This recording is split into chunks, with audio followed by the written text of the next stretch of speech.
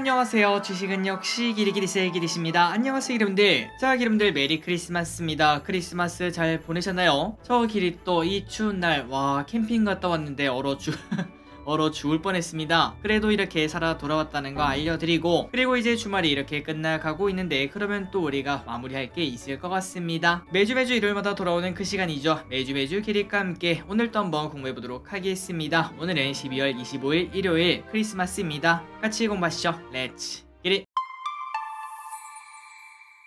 자, 시간이 진짜 빠릅니다. 12월 진짜 끝나는 게 일주일도 채 남지 않았죠. 이제 내년에는 한 살 더 먹은 모습으로 만나뵐 수 있을 것 같습니다. 어쨌든 이번 주 코스피 어떤 흐름이 나왔나? 조금 나빴죠. 1.9% 하락합니다. 그래서 결국 또 60일선을 깨고 내려가 이거 이평선을 좀 지켰으면 했는데 결국은 뚫고 내려와서 마음이 좋지 않죠. 물론 우리가 이런 차트만 보고 이제부터는 떨어집니다 라고 말하긴 어렵겠지만, 그래도 투자 심리가 나빠질 가능성이 있다라는 건 분명 있을 것 같습니다. 과거에 보시면은 이렇게 60일선이 깨지고 난 다음에는 후두둑 떨어진 적이 있었기 때문에 이번에도 그런 걱정이 나오면서 또 증시가 흔들릴까봐 우리가 살짝 마음이 쓰이는 건 사실인 것 같습니다. 그리고 삼성전자도 마찬가지로 이평선을 지키는 모습을 나타내다가 결국 깼습니다. 모든 이평선을 뚫고 내려가서 58,100원까지 하락한 걸 체크할 수 있죠. 과연 추가 하락이 나올지 관심있게 보도록 하겠습니다. 코스닥도 마찬가지입니다. 3.6%나 쭉 하락해 아마도 많은 분들이 조금 이번 주는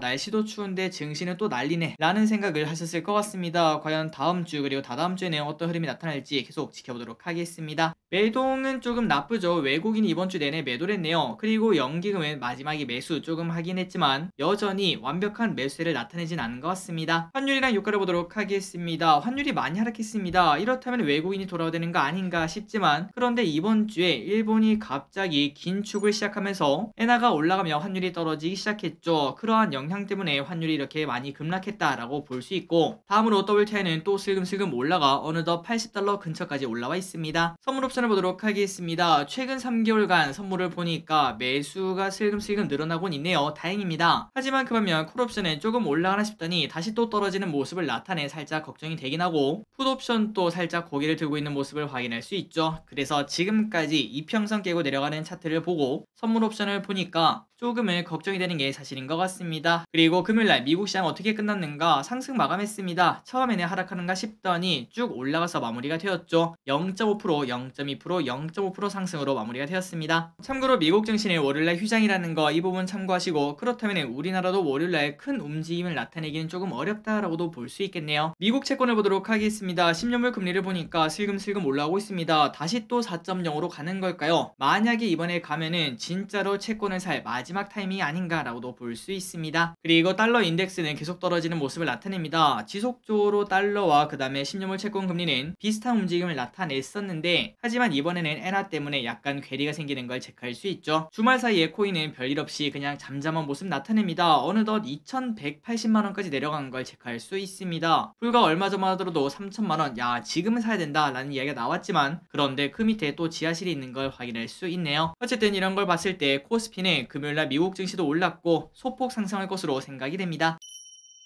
이번 주 증시 전망을 보도록 하겠습니다. 이번 주 힘든 한 주를 보냈습니다. 그리고 차트를 봐도 선물 옵션을 봐도 조금 걱정되는 상황이 나오고 있는데요. 하지만 이거는 그냥 기술적 분석일 뿐 굳이 믿을 필요는 없을 것 같습니다. 그렇게 이번 주를 잘 버티는 게 매우 중요할 것 같고, 일단 월요일 출발이 괜찮을 것 같은데 이 기세를 목요일까지 끌고 올라가 한 2-3% 정도 반등이 나왔으면 좋겠습니다. 그리고 중요한 거 바로 중요한 뉴스가 나왔는데 러시아죠. 주말 사이에 우크라가 미국한테 큰 돈을 받아오니까 푸틴이 그 다음날 전쟁을 끝내볼까 라는 뉘앙스를 기자들 앞에서 밝혔다고 합니다. 그러니까 종전 기대감 또 올라간다는 소리겠죠. 물론 아직까지는 믿을 수 없고, 그리고 또 이게 언제까지 이어질지 모르겠지만 혹시나 마지막 증시 상승 포인트인 러시아 전쟁 종전, 이 기대감이 나올지 이번 주에 등장할지 관심있게 봐야 것 같습니다. 그렇다면 증시 조금은 강하게 반등하면서 진짜 산타 랠리가 또 올 수 있다. 그리고 참고로 산타 랠리는 산타클로스 이미 다 지나간 거냐 라고 볼 수 있겠지만, 원래 산타 랠리는 크리스마스 다음날부터 이제 7거래일 동안, 그러니까 1월 3일 4일 그 정도까지 이어지는 게 산타 랠리라고 합니다. 그러니 아직까지 물론 조금 기대감이 많이 떨어지지만 산타 랠리 가능성은 조금은 존재한다는 소리겠죠. 그 시작을 러시아 종전 기대감이 만들 수 있을지 이번 주 관심 있게 봐야 될 것 같습니다. 그렇다면 이제 이번 주에 가장 핫할 섹터는 일단 우크라 재건 빼놓을 수 없겠죠. 혹시나 여러분들 관련주에 관심이 있다면 꼭 공부를 해보시면 좋을 것 같고, 챗 GPT, 한국 및 중국 리오프닝, 그리고 음식료, 요 기업들이 이번 주에 강할 수 있는지 관심 있게 보도록 하겠습니다. 자, 여기까지 이번 주 정리 한번 해봤습니다. 이번 주에는 증시가 꼭 오르길 바라고, 그리고 이번 주 연기금 외국인은 무엇을 샀는지, 아마도 기름들 저기리시랑 같이 공부하셨다면 연기금이 도대체 뭘 샀는지 이거는 진짜 중요한 거 알고 계실 거라고 생각합니다. 연기금 이번 주 무엇을 샀는가? 한국전력, 호텔신라, 하이브,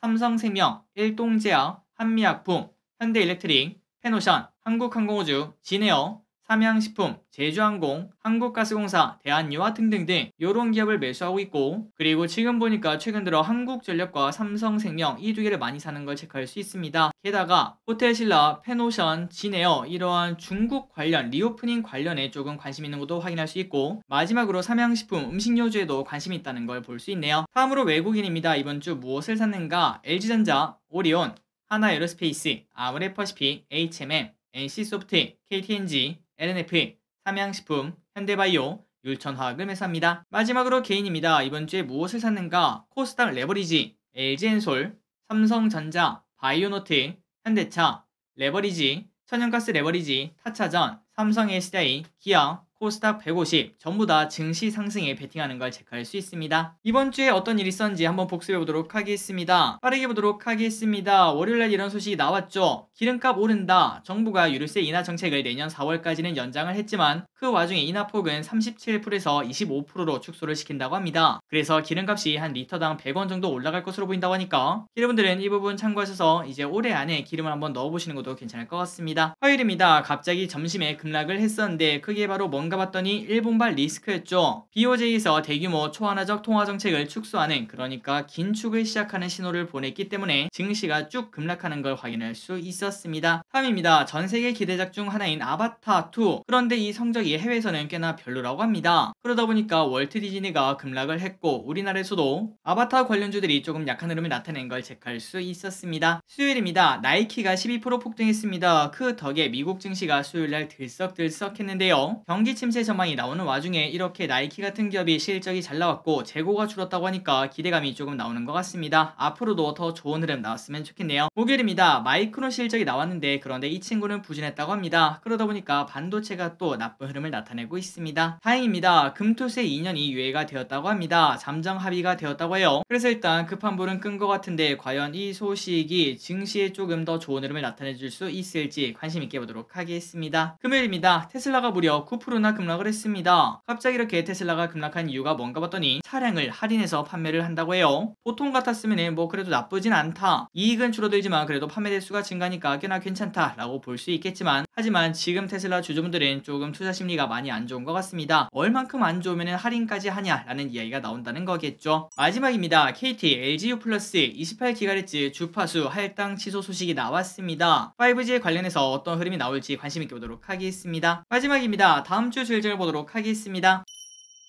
월요일입니다. 미국, 프랑스, 독일, 영국, 홍콩이 휴장입니다. 그렇기 때문에 우리나라도 잠잠한 흐름을 만들 확률이 높겠죠. 화요일입니다. 영국, 홍콩 증시 휴장, 국무회의 연말 특별 사면 명단 확정 예정, NC소프트에서 신작 게임 프리뷰 공개 예정입니다. 그리고 기분들이 배당을 받고 싶다면 27일까지 꼭 매수를 하셔야 된다는 거 잊지 마시기 바랍니다. 수요일입니다. 12월 결산법인 배당날이며, 그리고 이날은 배당률이 높은 기업들은 조금 주가가 급락해서 시작하는 그날입니다. 12월 기업경기 실사지수 그리고 경기심리지수가 발표가 됩니다. 기재부 인구구조 변화와 대응 방안을 발표를 한다고 합니다. 목요일입니다. 한국 증시 마지막 거래일, 르세라핌 NFT 출시, 하이브와 두나무 합작 법인에서 출시를 한다고 하네요. 오랜만에 NFT 기대감이 나올지 관심 있게 보도록 하겠습니다.